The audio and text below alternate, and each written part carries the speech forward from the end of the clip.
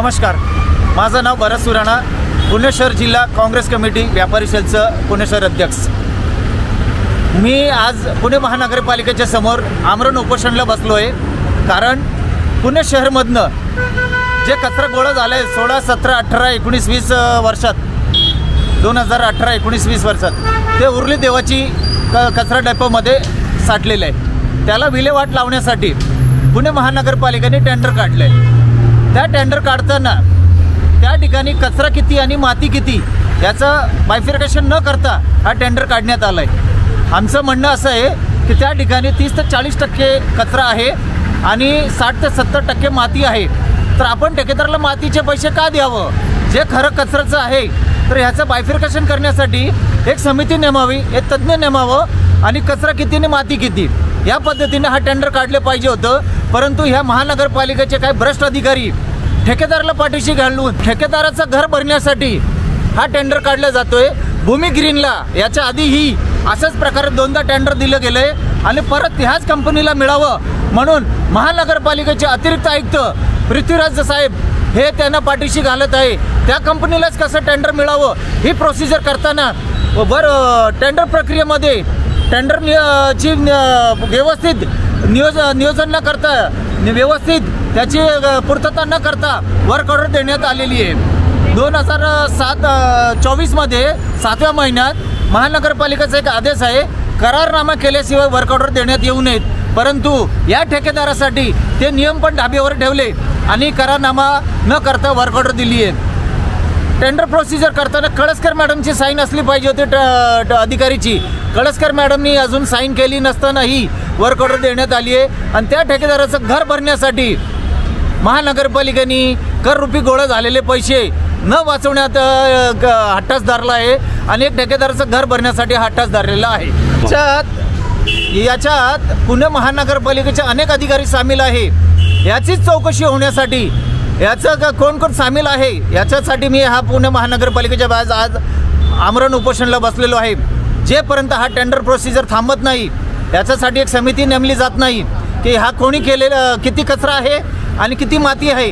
आमचा मुद्दा टेंडरच्या विरोधात नाही आहे, टेंडर लावावं, कचरा विल्हेवाट लागलेच पाहिजे, परंतु मातीचे पैसे काय द्यायचे? आज करोडो रुपये हे ठेकेदाराला घर भरण्यासाठी का द्यायचं? ही हट्टास का? पुणे महानगरपालिकेत कररूपी गोळा झालेले पैशाचं कुठं हे अधिकारी कशासाठी असतात? पैसे वाचवण्यासाठी की पैशाचं उधळपट्टी करण्यासाठी हेच समजत नाही आहे। या विषयासाठी मी 7व्या महिन्यापासून आयुक्त साहेबांना, अतिरिक्त आयुक्त साहेबांना आणि कचरा विभागाचे संदीप कदम साहेबांना पत्र व्यवहार केलेले आहे, परंतु हे तिन्ही जुमानत नाही आहे, पत्राला कुठलाही दाद देत नाही आहे। पुणे नागरिकांना हे फाट्यावर मारतायत म्हणून यांच्या विरोधामध्ये मी उपोषणाला बसलो आहे। 3 तारीखला शिवाजीनगर पोलीस स्टेशनला पत्र दिलं आहे, महानगरपालिकेला पत्र दिलेलं आहे की 2 दिवसात जर तुम्ही हा प्रोसिजर थांबवली नाही तर मी आमरण उपोषणाला बसणार आहे। ज्या दिवशी मी पत्र दिलं त्या दिवशी लगेच धावपळीत त्या ठेकेदाराला वर्क ऑर्डर देण्यात आली आहे, त्याला पाठीशी घालतात म्हणून मी आज इथे आमरण उपोषणाला बसलेलो आहे।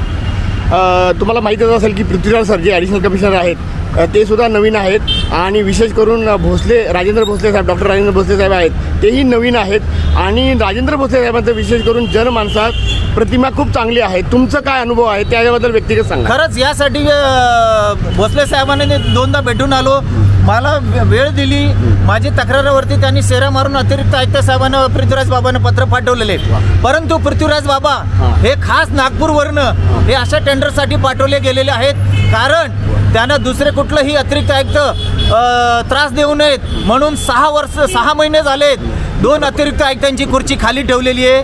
का तर हा फक्त पृथ्वीराज बाबाच पूर्ण महानगरपालिका सांभाळावं आणि दुसरं कधी अतिरिक्त आयुक्त यांचं आयुक्तांनी नाही ऐकलं तर नागपूरवरनं प्रेशर येतो का हेही आम्हाला संशय आहे। म्हणून पहिलं तर ह्या पृथ्वीराज बाबा आणि ह्या कंपनीची काही साठालोटा ह्याची पण चौकशी झाली पाहिजे असं आमचं निवेदन आहे। तुम्ही विशेष करून नागपूरचं नाव घेताय, कुठल्याही पक्षाकडे किंवा कुठल्याही व्यक्तीकडे तुमचा कल आहे का? राजकीय व्यक्ती साहेब, हा भूमी ग्रीन ही कोणाची कंपनी आहे? पुणे महानगरपालिकेत कुठलाही अधिकाऱ्याला विचारलं तर पुणे शहरचे एक आमदाराचे भावाचं ही कंपनी आहे, पार्टनर आहे तो त्याच्यात। म्हणून हे प्रेशर चाललं गेलं. आमचा मुद्दा काय आहे, जर कोणाचं नाही आहे ना तर करा ना, तुम्ही चौकशी लावा ना, लोकांचे पैसे वाचवा ना. तुम्हाला कशासाठी बसवलं पुणे महानगरपालिकेमध्ये? पैशाची उधळपट्टी करण्यासाठी की पैसे वाचवण्यासाठी?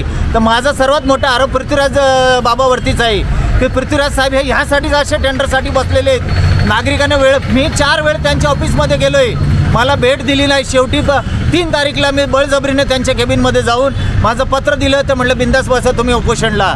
त्यांना काही देणं घेणं नाही या गोष्टीचं. म्हणून माझे हे पुणे शहराला पण विनंती आहे की हे कचरा विल्हेवाट लावण्याचं जे टेंडर लावलं आहे याची एक समिती नेमून, एक तज्ज्ञ नेमून याची चौकशी झाली पाहिजे. आणि किती कचरा आहे आणि किती माती आहे याची चौकशी झाली पाहिजे. टेंडर प्रोसिजर ही पूर्ण केली आहे का? निविदा प्रोसिजर पूर्ण व्यवस्थित केली आहे का? याची चौकशी झाली पाहिजे. महाराष्ट्र प्रदूषण कंट्रोल बोर्ड यांचंही पण याची चौकशी झाली पाहिजे की ह्याच्यामध्ये खरंच काय दोष आहे, काय योग्य आहे याची चौकशी करून यांच्यावर कारवाई करा. आणि पुणे शहरचे जे कररूपी गोळा झालेले पैशाचं वाचवावं अशी आमची हात जोडून कळकळीची विनंती आहे. तुम्ही विशेष करून सगळ्या अधिकाऱ्यांची नावं घेतली, पण अजूनही तुम्ही ठेकेदाराचं नाव घेत नाही आहात. ठेकेदार या भूमी ग्रीनचं ठेकेदार हे पासलकर म्हणून आहे. या ठेकेदाराला हे लोक पाठीशी घालत आहे. 3 वेळ ह्यालाच निविदा का मिळते, कशी मिळतीये? तुम्ही कॉम्पिटिशन का करत नाही? आणि ह्या ठेकेदाराला मिळावं म्हणून अटी नियमामध्ये पण बदल करण्यात आलेले आहेत. का? हा तुमचे नातेवाईक आहेत का? पुणे महानगरपालिकेत जर पैसे वाचवायचे असेल तर तुम्ही कॉम्पिटिशन करा ना. तुम्ही 200 कोटीचे टेंडरची अट लावली आहे, तर कशासाठी लावली? या ठेकेदाराला तुम्ही पाठीशी डोळ्यावर ठेवून तुम्ही हे निविदा काढलेली आहे. आणि शेवटी त्यालाच वर्क ऑर्डर मिळेल. मी 7व्या महिन्यात यांच्यावर आरोप केलाय की तुम्ही हा भूमी ग्रीनसाठी करतायत, नाही तर त्यांनाच ही टेंडर गेलेली आहेत. किती अमाऊंटची टेंडर आहे? आणि आता माझा अंदाजे जर व्यवस्थित जर केलं असतं तर 30 ते 40 कोटीचा हा टेंडर असायला पाहिजे. जे 97 कोटीचं त्याला निविदा दिली गेली आहेत, म्हणजे 3 पट जास्त रकमेचं ह्याला गेलं असं आम्हाला दिसतोय. म्हणून याची एक समिती नेमून चौकशी झाली पाहिजे. त्याशिवाय तेपर्यंत हा टेंडर थांबावा अशी आमची विनंती. काम चालू झालं का? कामाचं स्टेटस काय सध्या? अजून 3 तारीखला त्यानं वर्क ऑर्डर दिली आहे, करारनामा केलेला नाहीये, म्हणून काम चालू केलं नाही ना. काम चालू करू पण नका. आज मी सकाळपासनं पाणी न पिता काय न खाता इथे बसलोय. आणि जेपर्यंत पुणे महानगरपालिकेचा झोपलेले अधिकारी, आयुक्त, अतिरिक्त आयुक्त आणि घनकचरा विभागाचे अधिकारी येत नाही, बाहेर येत नाही, कॅबिन सोडून बाहेर येत नाही, तेपर्यंत मी उपोषण सोडणार नाही.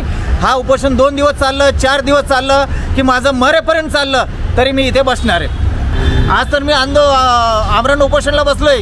काम चालू केलं तर मी ह्याच्यापेक्षा तीव्र आंदोलन या पुणे महानगरपालिकेच्या समोर करणार आहे. TV 10 ह्या चॅनलनी आज माझी मुलाखत घेतली आहे. त्यांना विनंती आहे, माझं जे म्हणणं आहे हे आयुक्तापर्यंत, अतिरिक्त आयुक्तापर्यंत आणि घनकचरा विभागापर्यंत पोहोचावे. आणि आपण माझी जे मुलाखत घेतली आहे त्याबद्दल TV 10चं खूप खूप धन्यवाद. मित्रांनो, आमचा हा व्हिडिओ शेवटपर्यंत बघितल्याबद्दल धन्यवाद. तुम्हाला हा व्हिडिओ कसा वाटला हे खाली कमेंट बॉक्समध्ये आम्हाला नक्की कळवा. धन्यवाद. If you like the video, do like, comment, share and subscribe.